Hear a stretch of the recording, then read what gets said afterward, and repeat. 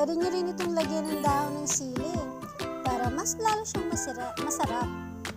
Pero dahil walang dahon ng sili ngayon, so eto na lang muna tayo.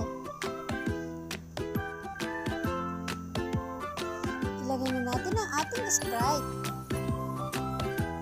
Ito yung mas magpapalasa sa ating tahong.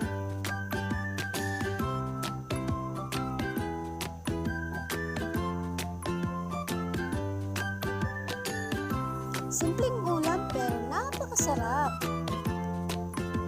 Lagyan na natin ang mga pampalasa.